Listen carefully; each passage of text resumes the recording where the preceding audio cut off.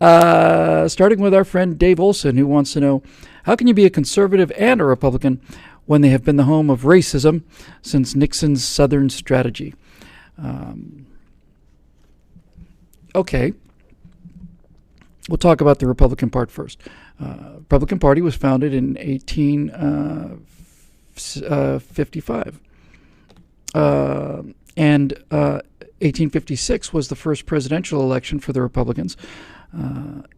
They were invented to stop slavery. The reason the Republican Party was founded was to stop slavery.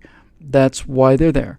And they won their second election for the presidency in 1860 with Abraham Lincoln. And when Abraham Lincoln was elected, the South seceded before he took office. Before he was sworn in, the South was out of the Union because they knew a Republican president was the end of slavery. In 1864, the Democrats ran McClellan against Abraham Lincoln, and McClellan's position was the Union, the Constitution as it is, the Union as it was. In other words, hey, let's just say the whole thing never happened. Come on back, Confederacy, and bring your slaves with you. All of the Ku Klux Klan guys were all Democrats. The Jim Crow laws were written by Democrats. All of the lynchings and all the murders and stuff in the years after the Civil War during Reconstruction were done by Democrats. When you see those black children going to college, and you see the fire hoses and the police dogs being turned on them, those police dogs and fire hoses were being turned on them by Democrats. So as long as we have that part of it understood, we can talk about what happened next. The history of racism on the part of Democrats is so shameful that they have to invent some kind of little piece of prestidigitation and magic and sophistry. What they basically say was somewhere back in the 60s and 70s, the two teams changed sides. Because God knows that's what I'm going to do if I'm up 70-0 at halftime. If I'm beating Florida State and I'm the Gators and we're up 70-0 at halftime, the thing I want to do is go into the locker room and switch jerseys. No one's ever made any sense of that statement other than they say it, and as if that's the end of it and as if that were true. But it's not true. So what happened? Why did the Republican Party go from being the party of black America? Why did Frederick Douglass say that the Republican Party was the anchor of the hope of the black race, and why was Martin Luther King a Republican, and why did all this stuff happen? What happened? Well, what happened is not that Nixon decided, you know what, I'm going to appeal to Southern racists. What happened was, can do a little math now, liberals, who came before Nixon? Did Nixon precede Johnson, or did Johnson precede Nixon? Johnson was president before Richard Nixon.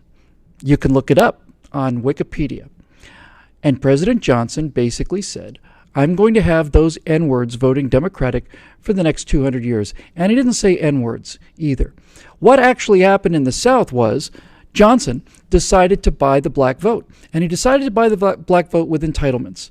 And when Johnson decided to buy the black vote with entitlements, that was the end of the conservative idea, of the Republican idea of black people being free. It was the end of them being free.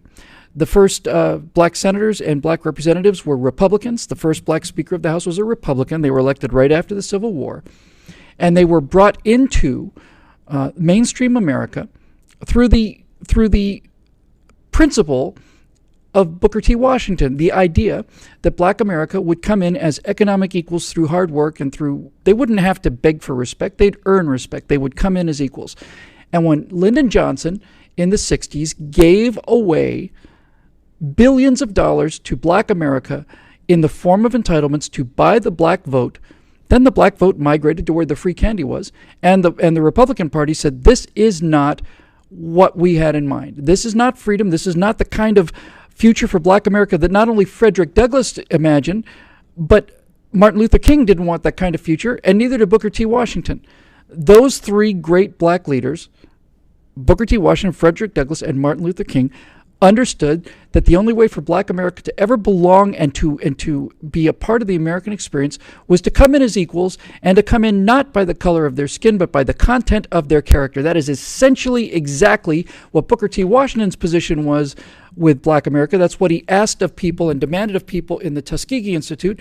That's why black students in the Tuskegee Institute were outscoring white students, and it's also why black students at Tuskegee had a better legitimacy rate. They had fewer out-of-wedlock births than the white average, because Booker T. Washington, like Frederick Douglass, and like Martin Luther King, said that if we decide to make this about entitlement, race, and dependency, it's game over.